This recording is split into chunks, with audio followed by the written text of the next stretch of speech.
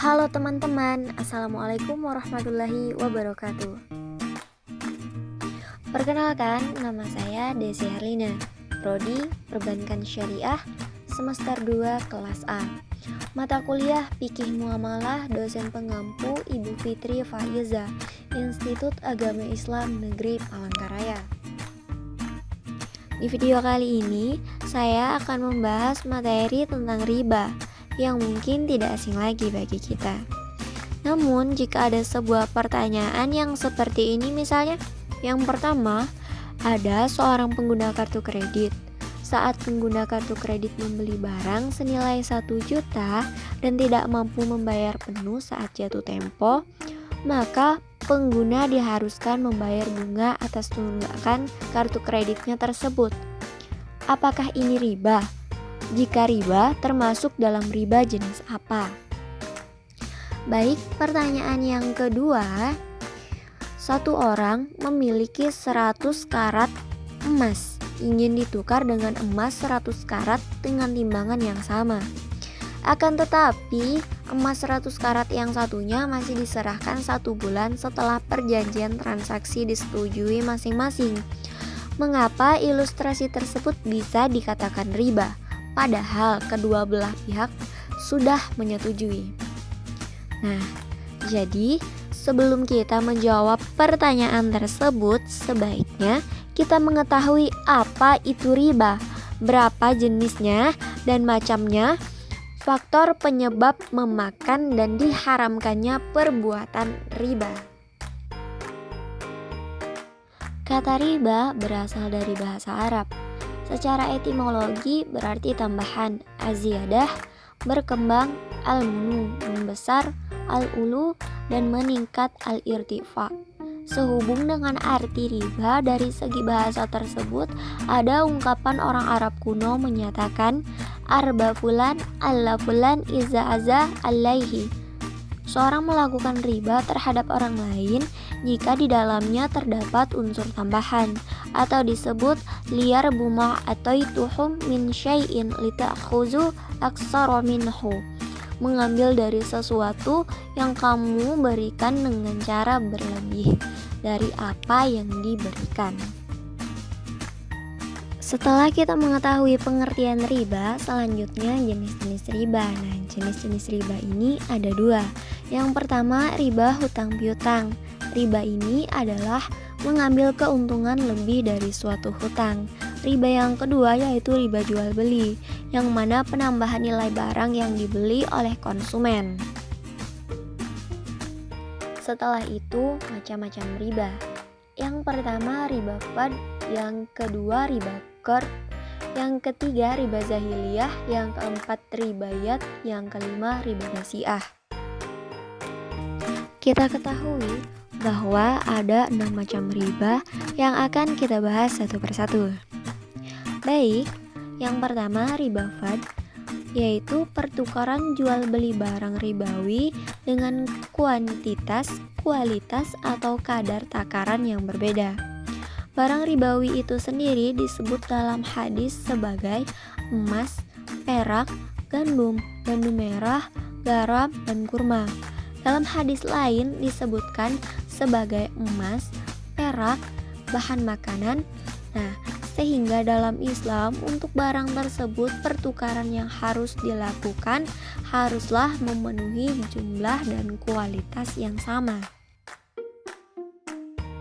Contohnya, menukar 2 kilo gandum berkualitas baik dengan 3 kilo gandum berkualitas buruk. Yang kedua, riba qard. Adanya persyaratan kelebihan pengembalian pinjaman yang dilakukan di awal akad perjanjian hutang piutang oleh pemberi pinjaman terhadap yang berhutang tanpa tahu untuk apa kelebihan tersebut digunakan. Contohnya seperti rentenir yang meminjam uang 20 juta kepada peminjam, kemudian peminjam harus mengembalikan 21 juta tanpa dijelaskan kelebihan dana tersebut untuk apa. Tambahan 1 juta pada kasus inilah yang disebut sebagai riba qard dan hanya akan merugikan peminjam plus menguntungkan si rentenir. Yang ketiga, riba zahiliyah. Adanya tambahan nilai hutang karena adanya tambahan tempo pembayaran hutang disebabkan peminjam tidak mampu membayar hutang pada waktunya.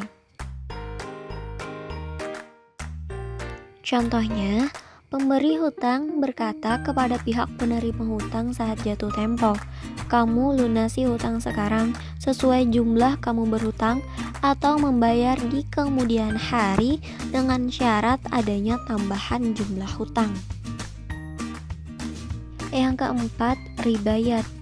Transaksi yang tidak menegaskan berapa nominal harga pembayaran atau ketika seorang berpisah dari tempat akad jual beli sebelum serah terima antara penjual dan pembeli. Contoh, misalnya seorang penjual menawarkan mobil dengan harga 90 juta jika membayar tunai dan 95 juta jika membayar dengan cicilan.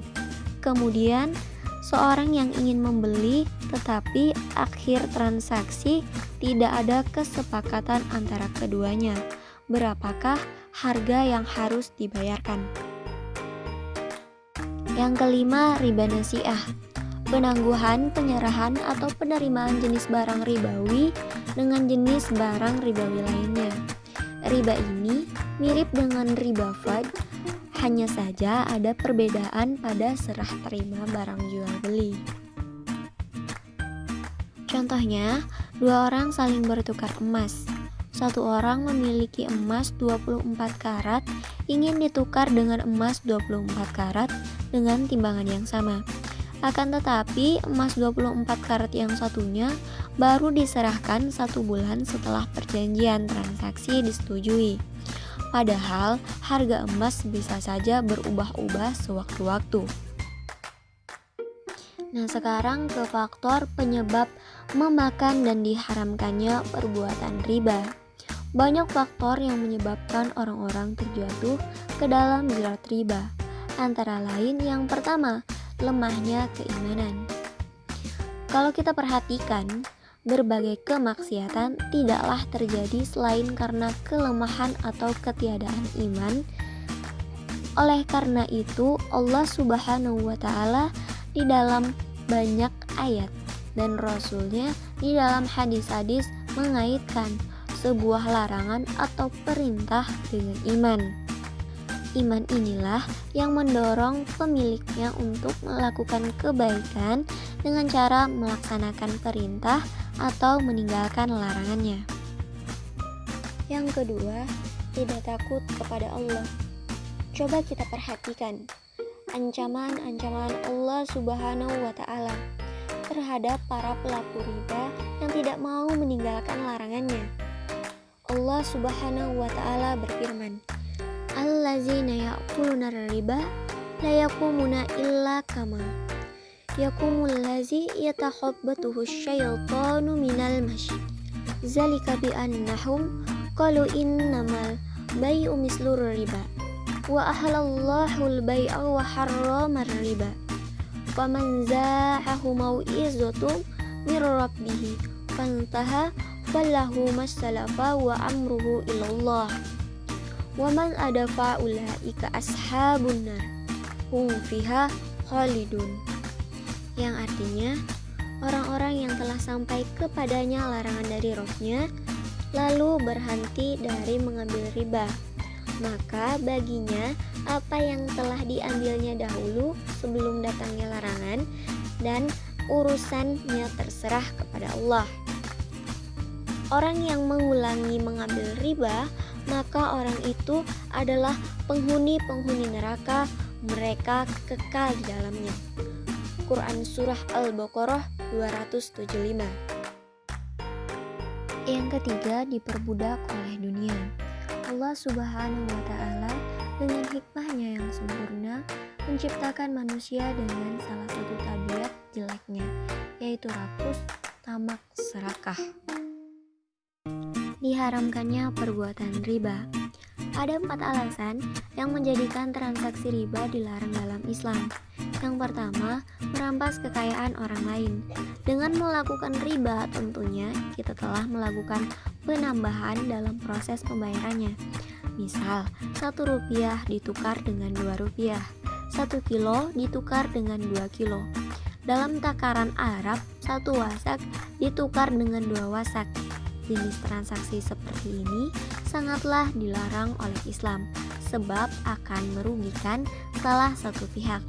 Begitupun dalam peminjaman uang yang disertai riba, si peminjam dikenai batas waktu untuk membayar. Namun, ada penambahan di setiap pembayaran tanpa melalui kesepakatan. Hal tersebut akan mencekik si peminjam kemudian hari. Kedua, merusak moralitas. Kita telah banyak menyaksikan kehancuran dan kebobrokan yang disebabkan oleh uang, mulai dari perebutan kekuasaan sampai kasus suap menyuap. Hati nurani sebagai cerminan jiwa yang paling murni dari keutuhan seseorang dapat runtuh dengan uang yang sudah merasukinya. Orang yang sudah gila harta akan melakukan riba, akan sangat tega merampas apa saja yang dimiliki oleh si peminjam, kaya maupun miskin. Ketiga, melahirkan kebencian dan permusuhan. Bila egoisme akan harta telah merasuki jiwa seseorang, maka tidak mustahil akan terjadi permusuhan dan kebencian, terutama antara si kaya dan si miskin. Keempat, yang kaya semakin kaya, yang miskin semakin miskin.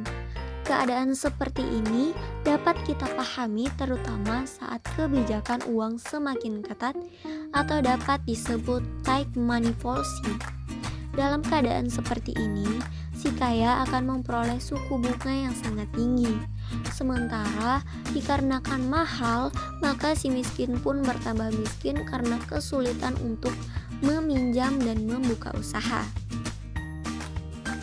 Sekian video animasi tentang riba dari saya. Baiklah, mungkin dari penjelasan tadi kita bisa menjawab 2 pertanyaan di awal.